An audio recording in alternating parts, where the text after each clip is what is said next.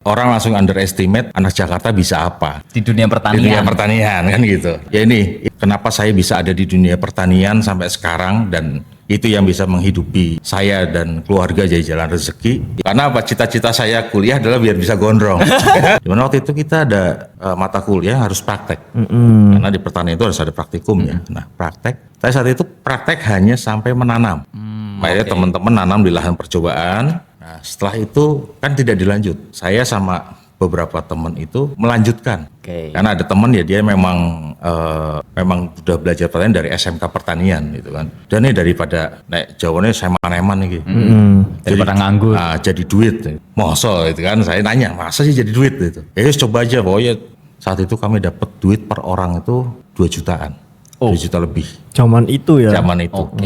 Nggak modal dapat uang 2 juta tiba-tiba ya. Per orang. Kalau sekarang berarti 20 juta ya. Paling besar edamame. Edamame jadi Jepang. Di Jepang itu makanan istimewa lah.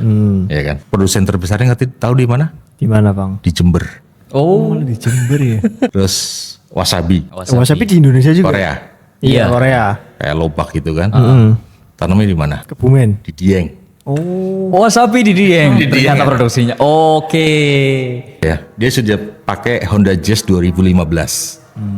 Dari hasil bertani melon. Hasil nanam melon. Kenapa pemuda kok banyak yang bahas tentang urban farming? Kenapa? Ini pertanian yang nggak kotor. Karena ya sorry, mereka takut kotor sebenarnya.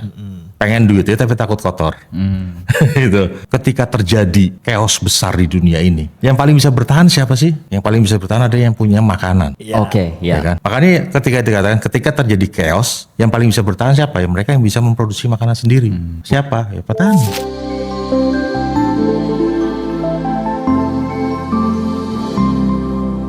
Selamat datang di Podcast Mojo. Kali ini kita kedatangan tamu, seorang praktisi pertanian dari Banyumas ya. Bersama Mas Tri Ageng Santoso. Atau biasa juga disebut Mas Ageng Rimbawan. Ini nama Ageng Rimbawan dari mana ini?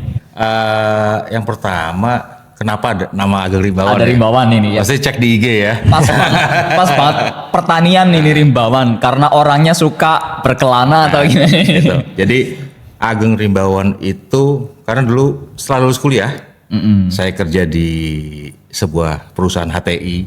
HTI itu Hutan Tanaman Industri. Hampir terkecoh ini saya. Hampir terkecoh, saya juga terkecoh ini. Tak kira HTI yang sebelah. HTI itu Hutan Tanaman Industri. Nah, di sana kita tinggal di rimba ya, tinggal di tengah hutan. Jadi kita punya dulu kami di divisi research development. Nah, kita tuh udah karena kehidupan kita sehari-hari di hutan, research tanaman-tanaman hutan, akhirnya kita di belakang nama kita semuanya ada Rimbawan. Jadi marga Rimbawan. Jadi marga Rimbawan. Oke, karena sampai ke situ tadi jadi penasaran nih sama perjalanan masa kecil sampai sekarangnya gimana sih kok bisa sampai ke dunia pertanian atau area rimba ini gimana, Mas? Oke, jadi masa kecil saya sebenarnya biasa aja ya, cuman ya biasalah anak kecil ya nakal sedikit. Nah, saya dari SD lahir besar sampai SMA itu di Jakarta. Jadi kalau saya ngaku orang pertanian dulu, itu nggak ada yang percaya. Pasti orang langsung underestimate anak Jakarta bisa apa Di dunia pertanian. di dunia pertanian kan gitu. Itu terus saya kuliah di Purwokerto. Ya ini yang menarik dan sampai sekarang buat saya itu masih sesuatu yang apa ya?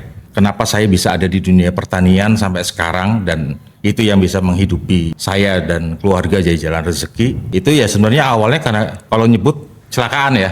Kecelakaan. Karena apa? Ya beda dengan zaman sekarang ketika anak-anak SMA baru kelas 2 itu udah tahu mereka mau kuliah kemana. Mereka udah tahu nih jurusannya apa, karirnya apa, searching di internet itu kan. Zaman saya dulu itu HP aja masih jarang yang punya. Ya kelihatan tuanya ya. Kayak Enggak kita sih. memang Terlalu jauh ya. Tapi saya masih nyambung gitu. Saya situasional bisa jadi Gen Z, bisa jadi milenial. Jadi itu saya waktu itu memutuskan kuliah. Dan orang tua waktu itu punya keinginan anaknya, ada salah satu anaknya jadi dokter. Gitu. Saat itu karena saya yang memang nggak punya mau kuliah apa sih gitu kan. Itu ya udahlah ngikut aja. Sampai saya daftar di sebuah universitas di Purwokerto, itu masuk ke Fakultas Kesehatan, sudah masuk. Masuk itu artinya udah keterima. Sudah keterima. Oke. Dan waktu itu saya lihat ada persyaratan. Persyaratannya adalah kuliah harus pakai celana kain, pakai sepatu, nggak boleh gondrong. Oke. Nah, itu langsung buat saya, wah nggak deh. Karena apa? Cita-cita saya kuliah adalah biar bisa gondrong. Itu cita-cita semua anak SMA zaman itu. Mungkin tren waktu itu ya, Bang. Ya, itu pengen bisa gondrong. Akhirnya ya udahlah, seorang tua pun ya udah terserah kamu gitu kan. Saya daftar lagi. Waktu itu di Universitas Negeri itu juga ada pilihan kedua. Itu saya ambil jurusan hortikultura. Hortikultura. Pernah dengar kamu, Mas Nova? Pernah sih, tapi apa itu Mas? Itu yang jadi pertanyaan saya dulu.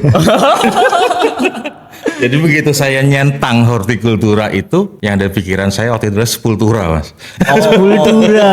Sepultura itu band ya. Band ya kan. Nah, dulu kan anak rock ya. Iya. Jadi saya nggak tahu itu jurusan itu masuk fakultasnya apa nggak tahu. Karena dulu kan di seleksi itu kan hanya jurusan aja kan, hortikultura, nggak ada fakultas apa. Nah, begitu masuk ternyata fakultas pertanian. Ini apa kan? Nah itu ya karena ya sudah saat itu saya sudah menentukan pilihan saya nggak masuk ke fakultas kesehatan. Akhirnya ya udah saya harus jalani. Tujuan saya saat itu motivasinya hanya biar orang tua nggak kecewa. Saat itu hanya itu. Oke, jalani baru tahu. Oh ternyata hortikultura ini. Jadi hortikultura itu mau tahu nggak nih? Ya mau dong. Ya. Mau dong. Jadi hortikultura ini adalah cabang dari ilmu pertanian. Jadi pertanian kan luas ya. Pertanian ada peternakan, ada perikanan, itu ada pertanian itu sendiri, agriculture. Nah itu hortikultura ini bagian dari pertanian. Itu yang dia mempelajari atau terkait dengan budidaya tanaman hias, tanaman buah, tanaman sayur, terus tanaman herbal, obat-obatan. Itu ada di bidang spesifik hortikultura seperti itu. Jadi turunan dari pertanian.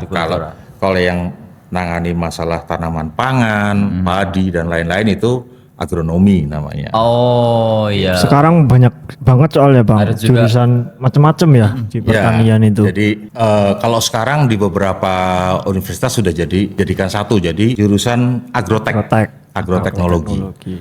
Agrotek sama agribisnis apa ya? Nah, agribisnis itu kalau dulu sosek namanya. Sosial ekonomi. Oh, masuknya ekonomi kalau dulu. Fakultas pertanian. Oh. Cuman dia jurusannya sosial ekonomi.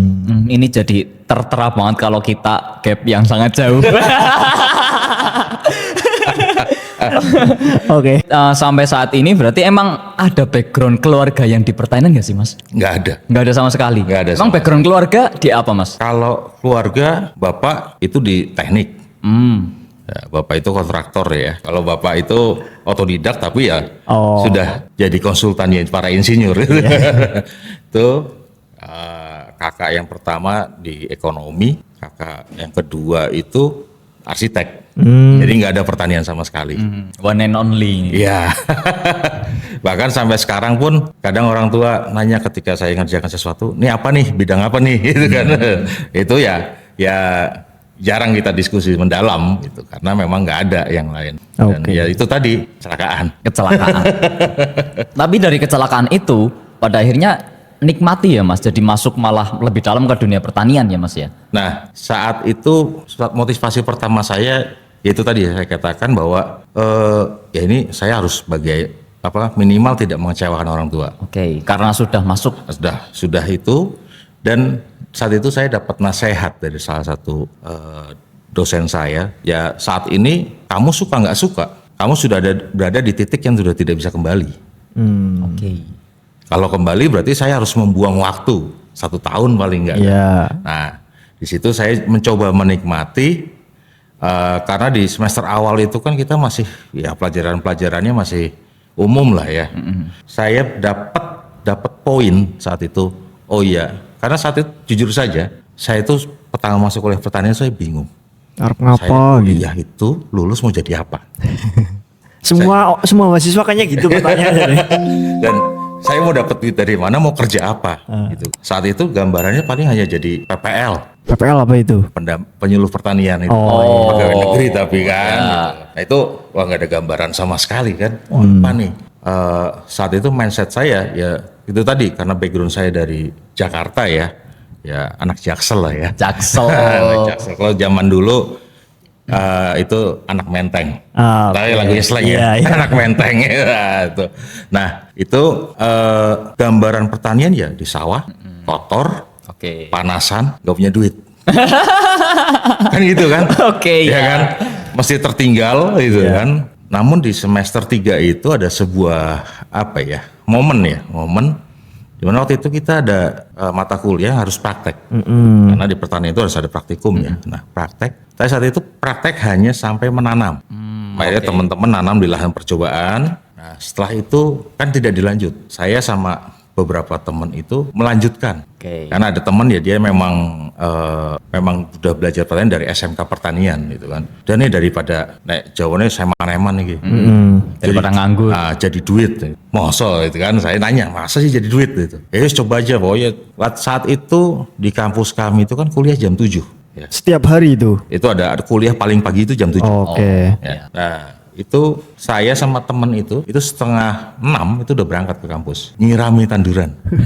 Nyirami, terus sore kita lagi. Pupuk waktu itu pakai sisa dari praktikum. Nggak modal lah pokoknya, modal tenaga sama mau. Itu sampai akhirnya singkat cerita itu puasa, panen besar itu, panen rayanya itu mau lebaran itulah, lebaran. Nah itu seperti biasa kan harga itu masih naik. Iya, waktu lebaran nih. Lebaran pasti naik, sampai sekarang pun siklus itu masih terus. Iya, oke. Saat itu cabai sampai 80 atau 90 ribu. Saat itu, tahun berapa itu Mas berarti? Berarti 2003. 2003. 2004 lah. 2003 kita masih 3 ngapain? masih Mas?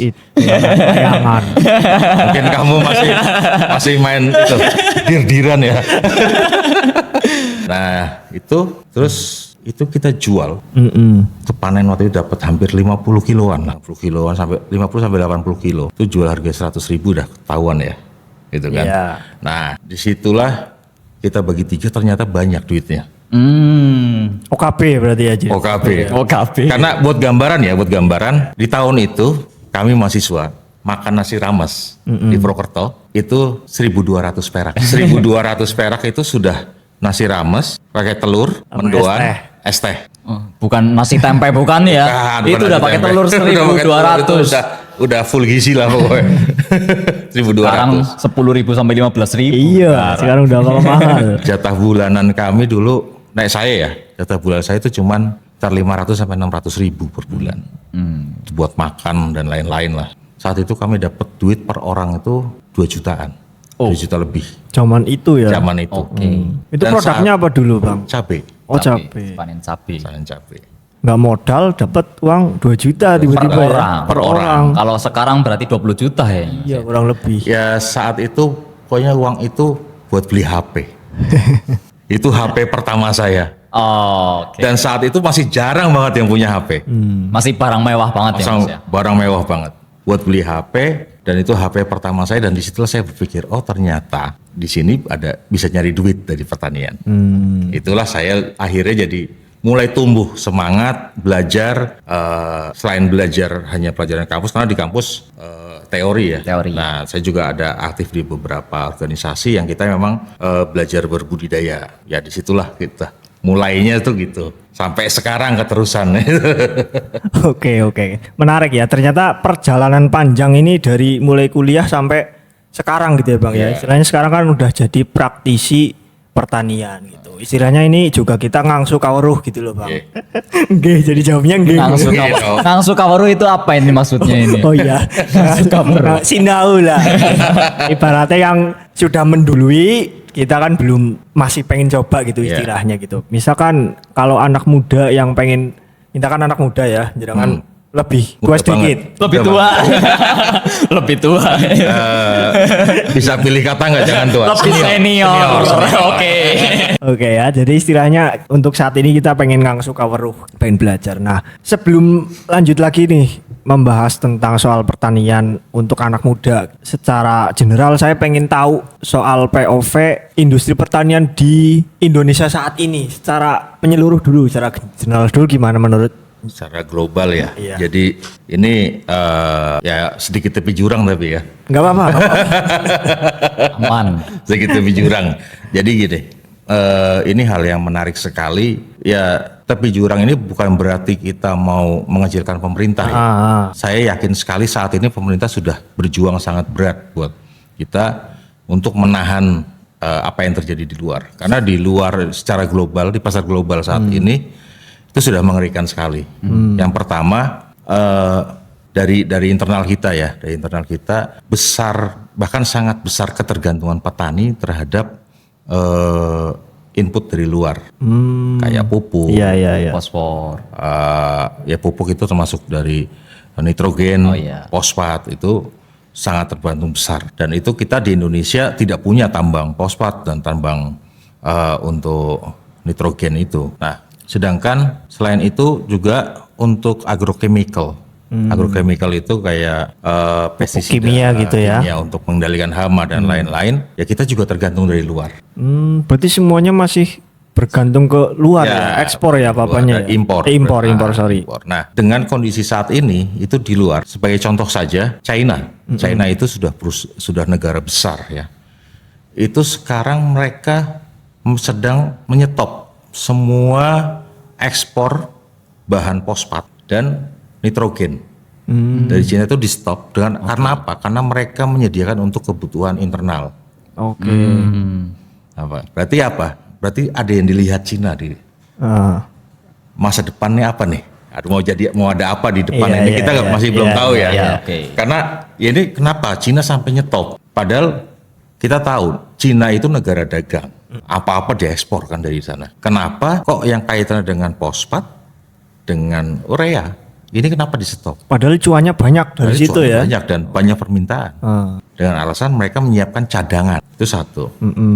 Kita bicara fosfat. Fosfat itu di dunia sumber terbesarnya di Cina dan di Maroko. Maroko, Timur Tengah ya. Timur Tengah. Nah, begitu Cina stop fosfat itu berarti di tahun 2025. Baru tahun kemarin. Baru tahun kemarin. Bukan karena faktor perang atau? Bukan. Oh, dari internal negaranya sendiri. Dan itu dari awal. Lalu baru awal tahun 2026 mereka stop nitrogen juga. Sekarang andalan kita untuk mendapatkan fosfat itu hanya dari Maroko. Oke. Sedangkan perjalanan Maroko ke sini itu lewat Selat Hormuz. Iya. Akhirnya tertahan juga kan. Sekarang masih gonjang-ganjing. Gonjang-ganjing gitu kan. Nah, akhirnya itu yang membuat praktis pupuk-pupuk non subsidi itu naik harganya. Tapi pupuk subsidi masih belum naik. Itu saya acungi jempol dan apresiasi dari pemerintah bisa menahan itu, bahkan juga menjanjikan bahwa pupuk tidak akan kekurangan, terutama pupuk-pupuk subsidi gitu ya. Itu ya minimal pupuk subsidi lah. Dari situasi pasar ini yang jadi masalahnya adalah pupuk subsidi ini rata-rata hanya untuk tanaman padi. Oh. Terus yang lain gimana nih? Untuk petani-petani tanaman sayuran, tanaman buah, itu sudah kalau pakai pupuk subsidi hasilnya kurang maksimal. Akhirnya mereka pakai pupuk non subsidi yang harganya tinggi. Dari berarti akhir 2025 sampai sekarang kenaikan itu sudah hampir 40%. Emang pupuk subsidi sama non subsidi itu bisa 2 kali lipat atau lebih malah atau gimana? Harganya? Iya, harganya 2 kali lipat. 2 kali lipat ya. Mantap sih. Itu gambaran ya, Oke. gambaran NPK subsidi itu paling mahal harga 150.000. Non subsidi itu yang dengan kandungan yang sama 15 itu harganya sekitar di atas 500.000. Lebih dari 2 kali lipat Lebih dong dari 2 itu kali dong. Itu kalau petani biasa aduh ini. Nah, untungnya komoditas sayuran di kita harganya masih Menyesuaikan ini ya. mencukupi untuk beli pupuk-pupuk tersebut. Oke. Cuman kan tergantung mekanisme pasar, ya, seperti itu. Oke, ini menarik Mas dari hal-hal ini, dari pupuk-pupuk itu. Emang sebergantung itu ya petani kita kepada pupuk kimia? Untuk saat ini iya. Karena apa? Karena lahan kita sudah terbiasa dengan input dari luar. Oke. Jadi gini, tanah itu kan juga makhluk ya. Oke. Sebagai analogi yang gampang aja, Mas Noval, biasa setiap hari diantari makanan pagi dianterin. Makanan udah siap tinggal makan. Iya. Siang, sore itu berjalan selama 10 tahun. Kira-kira begitu yang nganterin itu Nggak ada. pergi, nggak ada, gimana keadaannya? Oke, ya oke. Ya kan? Oke. Nah, sama Tanah selama juga ini kayak gitu ya? tanah juga kayak gitu. Ditambah dengan adanya kerusakan-kerusakan. Ya kan? Kayak penggunaan pupuk kimia yang berlebihan, akhirnya organisme di dalam tanah yang harusnya dia bisa mengurai, Iya. terus bersiklus terus, akhirnya bisa memberikan nutrisi untuk tanaman. Ya karena yang mengurai ini hilang karena pupuk kimia racun. Jadi pupuk dia memang kayak urea, itu ada kandungannya N, nitrogen. Yang dibutuhkan tanaman itu hanya nitrogennya. Cuman dia datang nggak bisa sendiri. Harusnya Oke. dia mengikat. Nah, diikatnya itu dengan bahan-bahan kimia. Nah, bahan kimia inilah yang merusak. Oke. Kayak gitu. Akhirnya ada ulatnya mati, cacing-cacingnya mati, organismenya, mikroorganisme yang di dalam tanah itu mati. Akhirnya nggak bisa mengurai kan. Ekosistem tanah berubah. Ekosistemnya berubah, akhirnya tanah jadi ketergantungan. Tuh, bisa dilihat tanaman zaman dulu mungkin akarnya panjang-panjang. Iya. Kenapa? Si akar ini mencari makanan sampai ke bawah. Sekarang tanaman padi aja, kalau yang paling gampang padi ya. Ya, iseng-iseng Contohnya nyambut ya nggak padi apa-apa. aja. lah. Iseng nyambut nggak apa-apa kalau penasaran Yang ya. penting jangan yang mau panen. Itu akarnya kan akhirnya pendek. Dia hanya di permukaan akarnya. Kenapa? Ya udah dia makan apa yang dikasih sama petani aja. Oke, ya, ya. Berarti padi zaman dulu itu lebih sehat karena jarang bahan kimia gitu ya. Dan akarnya Iya. juga lebih dalam secara Jadi- fisik. Kalau bicara sedikit sejarah, itu dulu dikenal namanya revolusi hijau. Ya, tahun itu agak lupa saya. Tapi padi asli zaman dulu itu umurnya bisa 6 bulan. Oh, Oh, padi asli. Ah. Panennya 6 bulan. 6 bulan. Oke, Kalau sekarang itu kan semua sudah hasil iya, iya. sudah hasil perbanyakan, sudah hasil pemuliaan ya. Silangan akhirnya jadi sekarang yang 70 hari banget pun ya. ada. Iya. Oke. Gitu kan. Nah, itu jadi kenapa itu menyesuaikan dengan kondisi. Orang dulu panen itu masih ada kayaknya di daerah Baduy itu masih ada yang mereka tanam padi-padi tinggi sekali. Kalau sekarang kan padi paling segini ya. Iya, nggak tinggi banget Nah, lah. dulu itu saya setinggi orang. Oh, iya iya iya. Tahu ini saya. Gitu. Jadi saya tahu pun dulu pernah bantu penelitiannya dosen itu pakai padi memang plasma nutfah yang aslinya, parentnya itu memang tinggi-tinggi dan ya sampai panen itu 7 bulan. Lama banget ya. Ya kalau dihitung berarti paling enggak 1 tahun cuma sekali ya Mas 1 ya. tahun cuma sekali. Oh, kalau sekarang kan panen 2 kali, bahkan 3 kali. 3 gitu kali. ya. Sekarang kan 3 bulan. Kalau yang nanam gejah itu hanya 70 hari udah panen. Oh iya. Setahun itu bisa 4 kali kayak gitu. Jadi ya ini perkembangan ya yang memang Nggak bisa dihindari ya. Yang ada dampak positifnya. Cuman ya kalau kita lalai ya negatifnya juga lumayan. Serangan hama dan lain-lain ya karena ada sekarang ini kan semakin kesini serangan hama semakin besar. Jadi ya kita juga harus banyak belajar dan banyak apa ya yang menyesuaikan. Oke, nah tadi kan udah dikatakan ya mungkin mayoritas penjelasan dari Bang Ageng itu terkait dengan gambaran besar industri pertanian di Indonesia saat ini ya. Nah setidaknya ada nggak sih peluang untuk anak muda mungkin yang pengen mencoba tapi dia masih agak ragu-ragu nih. Ya hal pertama yang mungkin bisa dilakukan itu apa? Kalau peluang ya, dan kita bicara agriculture secara menyeluruh ya. Jadi peluang, kalau bicara peluang pasti ada peluang. Iya. Karena intinya selama orang Indonesia masih makan, pasti masih ada bisnis di situ. Simpelnya kayak gitu ya. Iya kan? Ya kan simple toh. Iya ya masuk di pertanian sih. Iya kan? Sih ya. Ketika sudah tidak ada yang menanam dan tidak ada yang Memakan.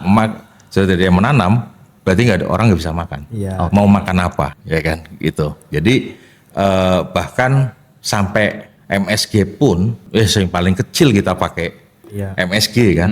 MSG pun dari tanaman kan? Iya. Iya. Kan? Dari tebu. Tebu kan? Iya, iya. Nah, itu limbah tebu, limbah gula jadi MSG, MSG. kan gitu. Jadi kalau bicara peluang masih sangat besar sekali. Tinggal mindset teman-teman generasi muda ini seperti apa? Oke. Masihkah melihat dunia pertanian itu sebagai Hal yang menyeramkan. kotor, Ya. panas-panasan? Karena ya ini banyak ya tetangga-tetangga, bahkan nggak usah jauh-jauh saya lihat tetangga sendiri banyak yang milih sorry to say mereka milih merantau ke Jakarta. Saya tidak mengecilkan satu profesi ya. Ya. Milih merantau ke Jakarta, kerja bangunan daripada ngurusin sawah di rumah. Padahal kalau dihitung-hitung secara kalkulasi ya kurang lebih sama Sama. ya kalau misalkan kita rawat tanaman dengan benar gitu ya. Malah banyak di rumah. Malah banyak di rumah. Sorry, ketika kita ke Jakarta kita bedah sedikit ya. Iya. Oke. Ini biar jadi gambaran buat teman-teman ya. Selaku dari orang Jakarta ini. Taruhlah nggak usah kerja bangunan. Taruhlah dia kerja di Jakarta, office boy. Oke. Ya kan, keren, kerja kantoran. Ya kan. Sorry ya, ketika lulusan SMA paling pol di Jakarta itu paling office boy, ya kan. Betul. Nah, office boy gaji berapa di Jakarta, ya kan. Belum mereka yang pertama harus ngontrak Ya. buat makan, ya kan. Buat yang namanya di Jakarta pengennya mesti ngafe dan lain-lain ke bawah kan. Dari desa ke Jakarta Ya jelas. kan, ya kan. Itu sisa yang dia terima tiap bulan itu paling tinggal berapa. Kadang pun masih ada yang minta kiriman dari orang tuanya. Iya. Gitu. Dia lupa bahwa dia bisa dari SD sampai SMA itu bisa kebayar, bisa dia beli motor waktu itu ya karena dari sawah. Oke. Ya Iya. kan? Betul. Saya coba buka logik teman-teman ya. Nah, kenapa nggak ketika teman-teman lulus, waktu kerja jelas lebih Slow. slow, Fleksibel. lebih fleksibel. Dia bisa pagi ke sawah, apalagi hanya padi ya. Padi itu masih sangat slow sekali. Ya, di pagi di sawah ngurusin sudah selesai, siang udah pulang. Dia bisa melakukan hal lain, ya kan? Hal-hal lain kayak misalkan belajar digital marketing atau apa, Mancing. ya kan? Maksudnya banyak aktivitas produktif lain yang bisa Oke. dilakukan. Iya. Itu kalau yang standar-standar saja. Kalau kita mau kreatif lagi, ketika panen biasa jual, biasa langsung ke tengkulak atau Iya. ke bahasa sini ke apa ya, eleran gitu ya, Oh, iya. Pukul gitu kan. Ketika dia mau sedikit kreatif saja, dikemas 5 kiloan, dia udah belajar digital marketing, Iya. dia masukin ke sosmednya dia, gas terbaik, artinya dengan segala, dia tanamnya dengan varietas yang bagus, yang pulen, yang dinikmati kelas atas, kan sama aja, sawahnya itu juga, Oke, cuma beda iya. varietas saja kan. Nah, dia jual langsung ke end user dengan kemasan 5 kiloan misalkan, jadi cuan nggak? Iya, betul. Iya sih, secara logika memang lebih cuan kayak gitu ya, Ya kan? dengan pola pikir seperti itu. Bahkan sekarang itu saya pernah lakukan dulu ya. Saat itu saya membaca peluangnya adalah keluarga kecil, keluarga yang baru menikah atau baru anak satu, itu sebulan paling banyak 10 kilo beras, konsumsi beras. Oke. Sedangkan saat itu kemasan beras itu 20 kilo, 25 kilo. Gak ada yang di bawah 10 kilo. Saya jual waktu 5 kiloan, packingin sendiri, jual waktu masih kuliah itu kan. Ternyata banyak peminatnya. Apalagi ketika kita mau delivery, Antar jemput. antar jemput. Sekarang trennya kemarin saya coba ngobrol dengan beberapa teman, mereka packaging beras itu per porsi per sekali masak.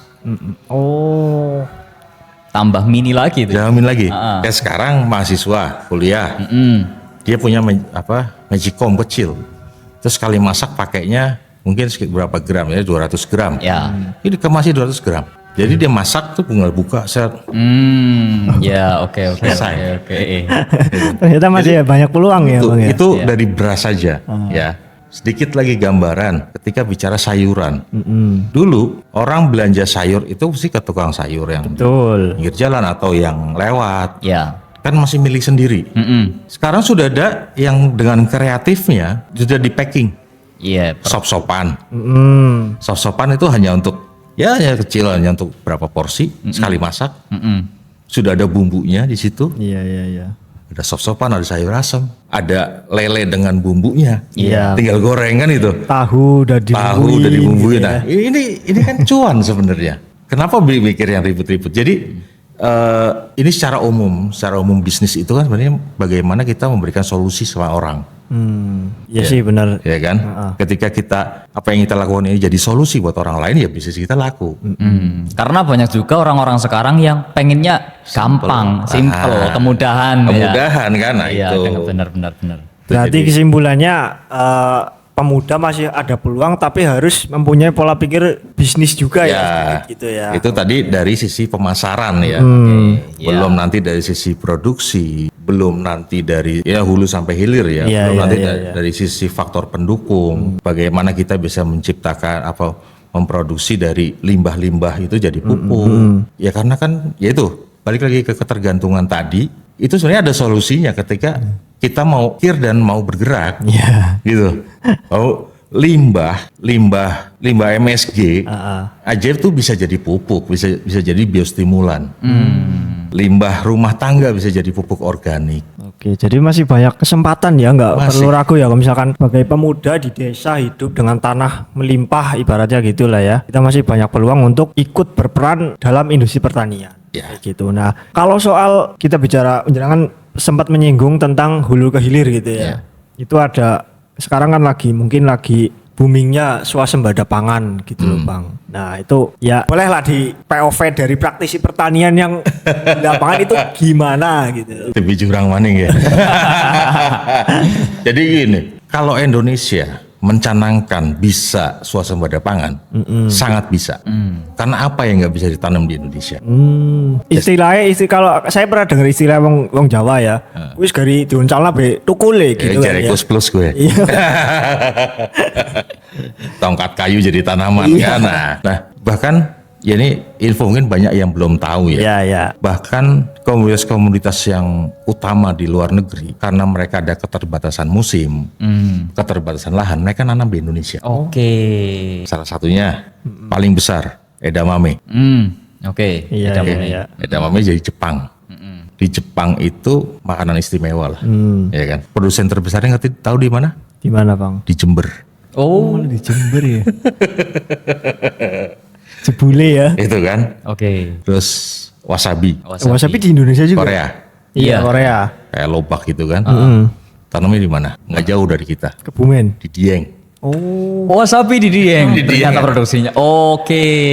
Jadi apa? Mereka kirim benih dulu awal edamame itu mereka kirim benih. Ada salah satu perusahaan anak perusahaan BUMN di Jember itu benihnya dari Jepang ditanam sama mereka, panen kirim ke Jepang, nggak keluar. Baru ya 5-7 tahun inilah itu bisa keluar dari pabrik. Tadinya kita mau makan edamame itu ya kita harus makan yang standar Jepang dengan harga mahal. Oh iya. Gitu kan. Padahal nanamnya di Indonesia.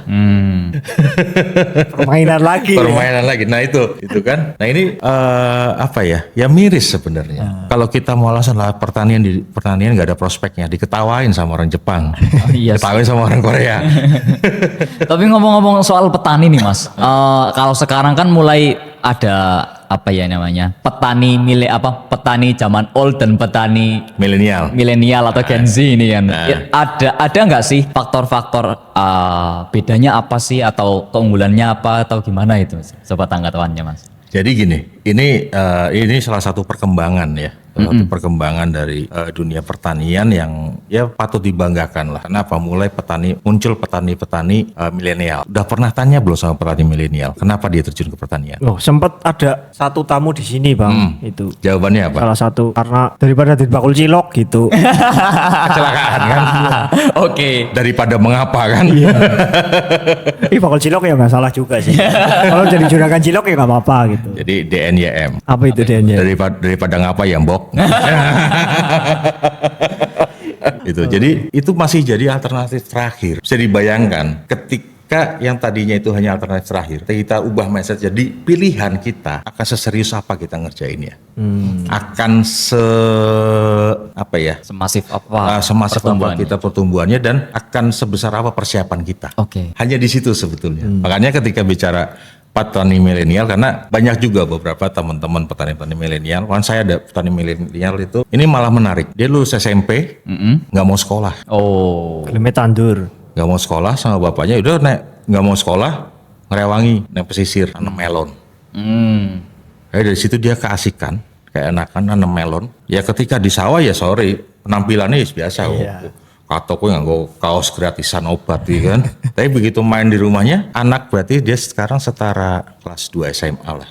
Itu udah punya mobil. Ya, sebut merek lah ya. Iya. Buat standar ya. Dia sudah pakai Honda Jazz 2015. Dari hasil bertani melon. Hasil nanam melon.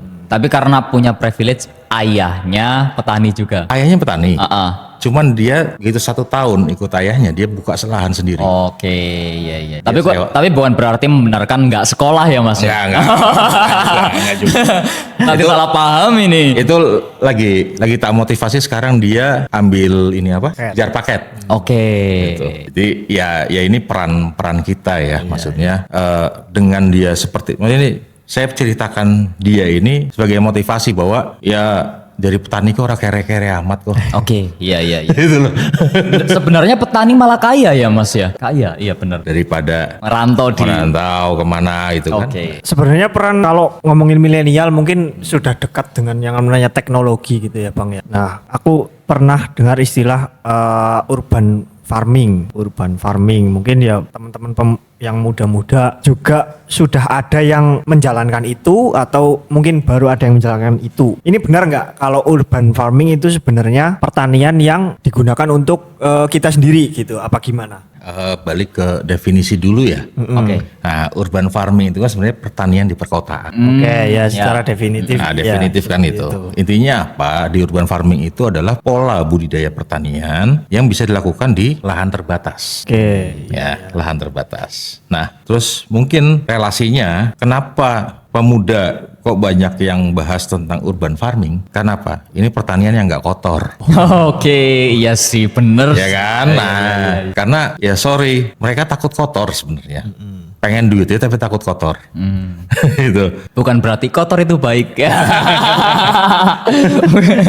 Nah, mungkin mereka belum kenal deterjen itu. Siapa tahu besok dapat sponsor kan. Iya, nanti kosong ini. Nah, itu. Jadi itu satu, pertanian itu nggak kotor. Yang kedua, ini bisa dimulai dengan skala kecil. Minimal bisa menyediakan kebutuhan rumah sendiri. Kenapa sih sekarang lagi booming? Dengan krisis sekarang, jadi saya pernah ada ngobrol dengan beberapa teman-teman. Ketika terjadi chaos besar di dunia ini, lah perang dunia kelima apa keberapa lah ya. Ya. Ketiga dulu. Nah, Oh, iya, ketiga dulu. habis ketiga keempat ya. Nah, yang paling bisa bertahan siapa sih? Yang paling bisa bertahan ada yang punya makanan. Oke, Ya ya. kan? Sekarang betapa mengerikannya kita sekarang sebenarnya sangat mengerikan. Bisa dikatakan hidup kita itu 70% ketergantungan sama orang lain. Contoh listrik, ya kan? Nggak ada listrik kita udah susah, Iya. ya kan? Terus internet, Heeh. nggak ada internet kita udah bingung. Internet lemot aja udah pada. Udah muri-muri. Apalagi sekarang kita sudah terbiasa bayar pakai QRIS, ya kan? Transfer M-banking, e-wallet gitu kan? Itu kalau sampai internet mati selesai. Kenapa mereka khawatir? Karena orang-orang kebanyakan berpandangan itulah hidup mereka. Padahal esensinya hidup adalah makan kan? Iya, betul. Faktor utama orang bisa hidup kan makan, minum. Hidup makan gitu. Ya kan? Hidup madang. Ya, dasarnya kan itu kebutuhan dasar. Nah, makanya ketika dikatakan ketika terjadi chaos, yang paling bisa bertahan siapa? Ya mereka yang bisa memproduksi makanan sendiri. Siapa? Ya petani. Makanya sekarang booming istilah urban farming Urban gitu. farming. Ketika ya ada dulu yang sempet rame itu kan, kalau ini yang nanam cabai sendiri, ya kan? Biar bisa nyambel sendiri, nggak usah beli kan gitu. Cabai mahal ya nanam kan gitu ya. Ya kan? Bukan kalau selesai masak kompor dimatiin. Berarti untuk persiapan perang dunia ketiga kita harus urban farming. Urban farming. Minimal punya makanan lah.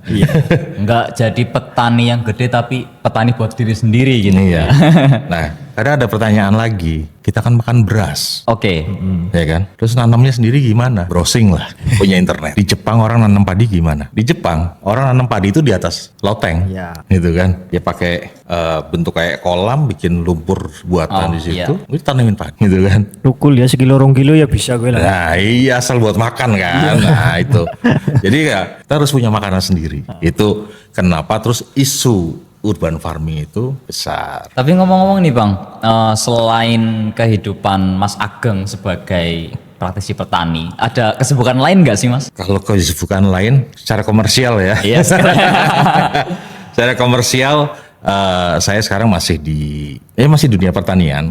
Cuman saya bekerja di sebuah perusahaan agro input, terutama agrochemical ya. Jadi obat-obatan pertanian, ya racun lah. Racun kayak itu. Karena ya ini sedikit apa ya? Mungkin pembelaan dikit ya. Jadi kami itu memang ya saya di penjualan. Oke. Ya saya di sales. Nah, saya sales untuk Jawa Tengah Barat ya. Area Jawa Barat, Jawa Tengah. Jawa. Oke. Nah itu di situ kami tidak hanya menjual, kami juga memberikan pendampingan dalam penggunaan. Karena apa? Karena ya ini untuk kondisi pertanian sekarang, kalau tidak menggunakan itu ya kalah. Karena apa? Ekosistem hamanya itu sudah tidak seimbang. Udah berevolusi. Nah, jadi pasti ada ledakan-ledakan hama, ada orang, ada yang lain-lain, ulat dan lain-lain itu masih ada ledakan. Itu harus dikendalikan Dengan dan chemical pengendalian itu. tercepat dengan kimia. Cuman ada tanggung jawab juga di situ bahwa kami perusahaan-perusahaan agrochemical itu berkewajiban memberikan pendampingan dan sekarang aturannya sudah ketat sekali. Berarti sebagai sales area manager. Ya, Oke, gitulah. ini menarik tentang sales ya, lagi-lagi tentang sales ini, tentang sales penjualan. Sebenarnya untuk kayak tadi untuk sales tantangan terbesar ke petani itu gimana sih Mas? Karena seringnya kan kayaknya petani-petani di pelosok, di daerah-daerah itu kan biasanya kalau udah satu produk, oke ya udah oke, aku nggak pakai produk lainnya, ada masuk ya udah, aku udah pakai ini deh. Gimana Mas? Jadi gini, uniknya ya, ini unik ya, unik.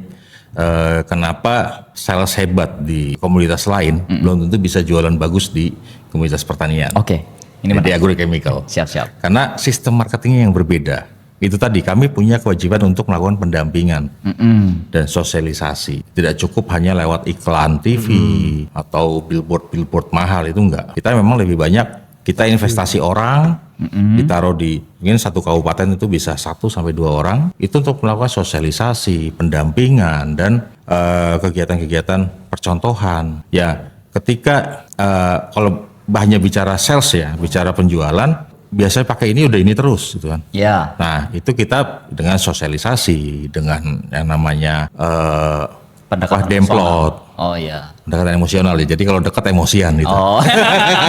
Baku hantam itu jadinya. Jadi dengan demplot itu kita uji dulu nih. Oh Bapak biasa pakai apa? Pakai ini oke. Musim ini Bapak tetap yang separuh pakai punya Bapak, yang separuh pakai punya kami. Oke. Kita buktikan di lapangan. Nah, karena apa? Karena di bidang pestisida ini kan kaitannya dengan makhluk hidup. Iya. Makhluk hidup hama itu kan juga hewan ya, organisme. Nah, dia itu bisa resisten. Kayak misalnya Mas Fahim, karena sama dengan obatan manusia juga, ada resistensinya. Biasa kalau pusing minum obat A, tadinya minum satu lama-lama satu enggak naik dua, tiga. Nah, itu kan terus resisten. Ada butuh dosis yang lebih tinggi. Betul. Nah, itulah kenapa di dunia pertanian pun sama seperti itu.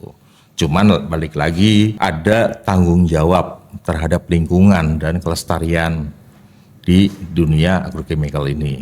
Makanya kalau di perusahaan kami, terutama perusahaan-perusahaan multinasional, itu kita udah punya tim research yang memang bahan aktif yang digunakan pun itu sudah ramah lingkungan kayak gitu. Kalau misalkan dari secara tadi kan ngomongin penjualan ya, ke petani yang tua senior itu mungkin kan mandan angel berubah. Nah kalau petani misalkan menjual ke petani muda gitu, kira-kira gimana responnya dia?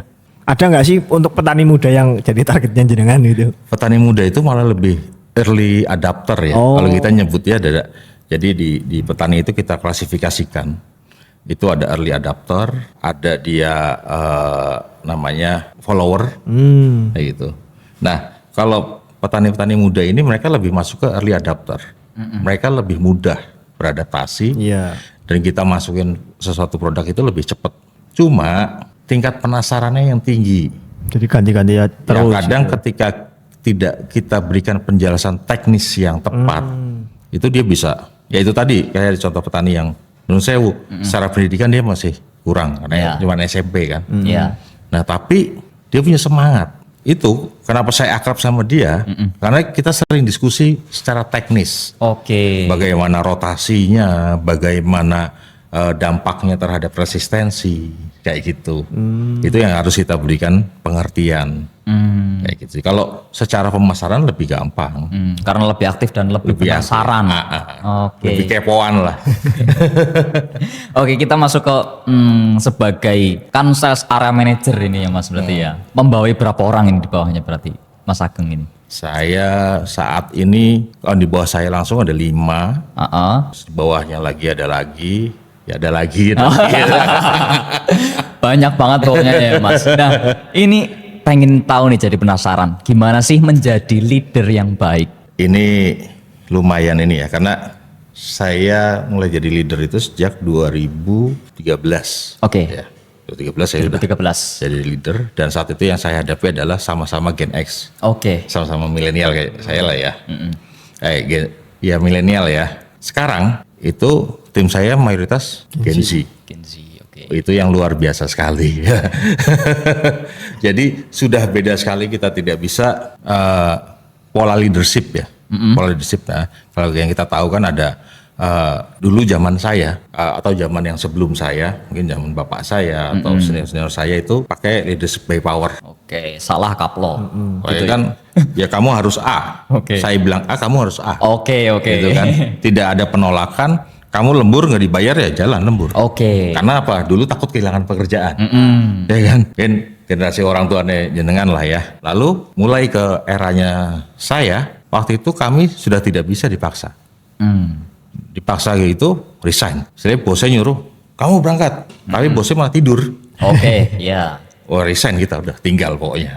Gitu kan. Nah, saat itu yang berlaku apa? Leadership by example. Dicontohkan. Contohkan bagaimana seorang leader kalau nyuruh A ya dia harus bisa melakukan A. Jangan berharap tim kita kompeten kalau kita nggak kompeten. Oke. Gitu ya. Jadi sebelum melakukan satu pekerjaan, memerintahkan satu pekerjaan, minimal kita bisa dulu pekerjaan tersebut. Itu zamannya saya leadership by example. Sekarang nggak berlaku. Nggak berlaku dah leadership. Ketika terutama untuk Gen Z ini ya. Iya, oke. Ketika saya contohin, ini saya bisa, ya udah bapak aja yang ngerjain. Malah jadi saya gitu ya. Ini Oke. maunya apa kan itu? Kayak gitu ya pola pikirnya. Iya, jadi ini yang menarik sekali. Ternyata setelah saya diskusi dengan beberapa teman-teman, ya praktisi leadership gitu kan, praktisi human capital. Sekarang itu mayoritas itu mereka leadership yang dipakai adalah leadership by interest. Jadi mereka harus interest dulu sama leadernya. Oke. Kita harus bisa mengambil hatinya dia, baru kita ngomong apa dia ikutin. Oke. Atau kalau perlu dia tahu kisah kita dulu. Oh saya tuh bisa kayak gini karena dulu saya kayak gini. Kalau kamu mau seperti saya, ya kamu harus kayak gini kan gitu. Oke, iya. Harus ada alasannya. Saya harus melakukan ini. Saya harus kerja tanpa hitung-hitungan. Saya dapat apa? Oke. Mesti itu yang dikejar. Pendekatannya sangat emosional sekarang ya. Ya, gitu kan. Walaupun saya yang sering emosi kan. Dan ternyata nggak saklek itu toh. Sekarang ini lebih variatif. Akhirnya kebanyakan penerapan sekarang adalah situational leadership. Itu apa lagi itu, Mas? Nah, situational leadership ini panjang nih penjelasannya nih ya. Nggak apa-apa biar saya tahu ini. Itu nanti ada di kelas saya ya.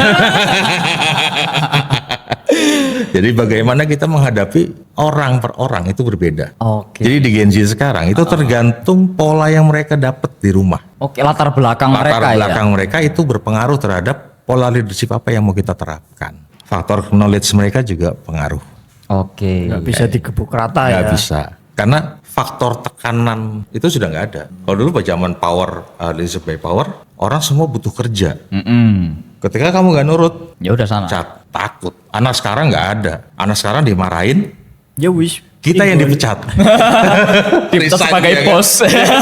Resign kan dia bisa aja pecat kita kan. Nah, itu menariknya Oke, Gen Z oke. sekarang. Kalau terkait itu menarik kita di soal leadership di area Gen Z ya. Nah kalau mungkin tadi juga bisa ya, misalkan ini saya membayangkan ya Bang ya, misalkan saya sebagai Gen Z pengen urban farming gitu ya, aku pengen punya di rumah si bapak A, aku punya satu farm, di rumah bapak B punya satu farm, di rumah bapak C punya satu farm. Jadi kan kita sebagai istilahnya petani muda tapi bisa ikut berkontribusi lebih gitu ya. Nah artinya kan selain kesempatan untuk terjun langsung, apakah bisa ya kita sebagai pemuda gitu ya, misalkan di satu RT gitu, kita pengen mengakomodir istilahnya Pok Darwis apa ya, kelompok Iya. ya kelompok tani lah, bapak-bapak itu, ayo Pak kita bikin urban farming, di rumahnya jenengan satu, rumah ini satu, itu kira-kira bisa nggak? Sangat bisa sekali. Sangat bisa. Bahkan sejarah sudah membuktikan. Oh ada sejarahnya juga Ada Bang? sejarahnya. Dengan tahu Pemalang, Oke, tahu. banyak tanaman buah apa di sana? Nanas. Wah, itu belik. Pemalang Pantura, Oh, Pantura. Pantura siapa? Salak? mangga. Oh, mangga ya. Itu diawali dulu ada orang, saya sih nggak tahu orang itu, tapi saya dapat cerita langsung dari keturunannya. Itu dulu orang itu dia punya bibit mangga, dia kasih ke setiap orang, suruh tanam di depan rumahnya. Oh. Dikasih cuma bibit mangga itu satu rumah, ada yang 2, ada yang 3. Terus Pak, sampean rawat. Nanti kalau buah, ini nggak usah bayar bibitnya. Iya. Nanti pupuk saya kasih. Nanti kalau panen jualnya ke saya. Oh. Sampai sekarang Pemalang jadi sentra mangga. Oke. Itu Baru tahu ini saya Nah, Mas. Jadi dikasih dulu ya, Mas. dikasih. Bayangkan, kita punya tanaman yang bisa kita Distribusikan. bisa kita jual, bisa kita beli dari petani, karena otomatis kita yang nanam kan, walaupun kita bayar ke mereka yang punya lahan kan sebagai hitung-hitung sewa lahan lah. Iya. Atau itu periode pertama itu dia tuh nanam sekitar 250 Bibit. bibit. Hmm. Itu dari satu RW. Sampai sekarang setiap rumah itu minimal ada 5 Setiap rumah 5 pohon mangga pohon ya. mangga. Gitu panen masuknya ke dia semua. Itu yang awali dulu anak muda. Atau anak muda. Berarti peluangnya juga nggak soal kita tandur tiap hari ngasih pupuk gitu ya. Soal manajemen juga kita sebenarnya bisa masuk ke area itu ya. Terus ada contoh yang lebih sederhana lagi, itu saya sudah pernah melakukan. Waktu itu ada apa ya namanya, TPA ya, TPA, tempat pembuangan akhir. bukan Apa? TPA anak-anak itu, TPQ. Oh, TPQ. Taman Pendidikan Al-Qur'an. Al-Qur'an, TPA kan. Iya, iya. Oke. Itu di pedalaman, di desa lah ya, di desa. Selain di dunia pertanian, saya juga pernah berkecimpung di dunia sosial. Oke, terlalu banyak pengalaman ini, Mas. Oke, lanjut, Mas. Gitu. Nah, itu saya bikin program, itu sederhana sebenarnya. Bagaimana kita menghormati atau memikirkan hidup dari guru ngaji, ya kan? Dasarnya itu. Iya. Karena apa? Orang lebih rela bayar ratusan ribu untuk les musik atau les bimbel Iya. daripada untuk bayar ngaji. Oke ya. Ketika guru ngaji narif sebulan 5.000 aja, dia ngomong lah komersil banget sih, gitu kan? Iya, betul. Ya, ini reality loh ya, reality. Nah, di situ kita coba bikin, saat itu kami ada program sosial, kami berikan bibit pisang. Bibit pisang kepok waktu itu. Itu setiap yang ngaji, itu kami suruh bawa 2 bibit, sampaikan ke orang tuanya, suruh ditanam. Nanti dari 2 bibit itu, ketika buah, ada 2 kan 2 berarti. Yang satu kasih ke Guru ngaji. guru ngaji, yang satu silakan dinikmati atau dijual, gitu ya. Oke. Konsepnya seperti itu. Lalu ketika ini berjalannya waktu, ternyata ini melenceng dari konsep. Gimana itu, Mas? Ternyata orang tua juga nggak tega. Ketika 2 itu mau satu dimakan, dia juga nggak tega. Akhirnya dikasih ke guru Dikasih ngaji semua. semuanya. Oke. Iya, Kan gitu. iya. Karena nggak rumangsa, nggak merasa kan. Akhirnya ya udah dikasihkan semua. Akhirnya dari manajemen, dari si guru ngaji ini, oke, 1 buat saya, 1-nya untuk pengembangan TPQ. Setelah 3, saya kesana lagi itu 3 tahunan lah. Itu sampai sekarang sudah bisa bangun gedung TPQ sendiri. Tadinya masih di musola. Dari pisang Dari kepok. pisang itu. Karena apa? Ya pisang itu begitu dia sudah buah kan mati. Iya. Maksudnya muncul anakan. Iya. Yang tadinya serumah itu 2, karena di desa kan lahannya masih luas. Dari serumah itu 2, begitu udah panen, tukulannya tumbuhnya lagi, tunasnya itu kan Iya. bisa jadi 4, bisa jadi 5. Itu terus berjalan. Dan si yang orang tua wali santrinya itu kan tidak terbebani pupuk dan lain-lain. Iya, iya. Pohon pisang mana ada yang dipupuk kan. Apalagi di desa kan. Nah, si guru ngajinya pun akhirnya membuat manajemen. Akhirnya tidak dijual pisang kepok, dijual seriping. Oke. Akhirnya berjalanlah jadi sebuah siklus usaha. Ya inilah yang namanya program kemandirian. Sebenarnya dari pertanian sebagai apalagi lulusan misalkan sarjana pertanian gitu ya. Sebenarnya kan dia udah harus punya pola pikir yang seperti itu ya tentang urban farming ini harus diapakan. Ya. Terus kita sebagai manajemen petani itu gimana harusnya gitu kan ya Bang ya. Oke, jadi peluangnya sebenarnya masih banyak teman-teman gitu. Oke, jadi sekarang kita masuk ke segmen pertanyaan dari subscriber gitu. Jadi nanti setiap podcast kita ada pertanyaan untuk narasumber atau yang kita undang gitu ya. Ini ada satu pertanyaan dari Nasrullah. Pertanyaannya ini genji sekali, Bang. Jangan susah-susah tapi Ini sangat gampang ini. nggak bawa kalkulator saya soalnya. Jadi pertanyaan adalah tanaman apa yang ditanam paling cuan? Itu aja pertanyaannya. Tanaman apa yang ditanam paling cuan? Iya. Iya. Kalau misalkan kita tanam tumbuhan ini ya, misalkan buah atau sayur, itu apa sih yang paling cuan gitu? Tanaman yang dilakukan. Tanaman yang dilakukan. Iya, karena apa? Kalau cuman ngayal dan bertanya itu tidak ditanam ya nggak akan jadi cuan. Oke, masuk. Mau Ya nggak? secuan apapun kalau nggak ditanam ya nggak Ya, cuan. nggak jadi cuan gitu kan. Dan satu lagi jawabannya banyak ini. Dan tanaman apa yang jadi cuan? Ya tanaman yang dirawat, Oke. ya kan? Ya tadi saya cerita pisang saja. Itu ketika kita kelola dengan baik dan benar, ya bisa jadi gedung. Oke, iya, betul. Jadi apa aja balik lagi kalau kita bicara pertanian, kita menanam ini sebagai bisnis, berarti kita harus bisa jadi solusi buat orang lain. Gitu kan? Nggak usah susah. Kalau dari yang terkecil, paling gampang rawatnya nanam kemangi. Iya, kemangi. Kemangi kan bijinya yang kering itu tarik sebar kan Iya, betul. kan tumbuh kan. Asal rajin metikin dibawa ke pasar jadi cuan. Setiap hari bisa itu, Mas. Setiap hari kan. Jadi gitu Mas Nasrul, jawabannya adalah tandur kemangi. Oke, untuk pertanyaan sudah ya? Sudah. Mungkin ada closing statement dari Mas Ageng. Ya closing statementnya adalah ya sih buat teman-teman Gen Z, teman-teman anak muda ya terutama ya, terutama teman-teman yang saat ini sedang berjuang di Fakultas Pertanian. Oke. Ini teman-teman saat ini itu sudah berada di titik yang sudah tidak bisa kembali. Jadilah expert di sana dan jadilah kaya dari sana. Dah itu aja. Oke, terima kasih banyak untuk insight-nya Mas Ageng ya. Oke, sekian. Sebenarnya masih banyak yang bisa kita tanyakan dan kita gali lagi, tapi karena keterbatasan waktu, mungkin di lain waktu ya Mas Ageng ya. Oke, siap. Oke, terima kasih untuk sesi kali ini. Jangan lupa like, subscribe, dan komen YouTube Oke. Mojo Project. Sampai jumpa Sampai di jumpa. episode selanjutnya. Terima kasih. Bang Oke, Ageng. terima kasih.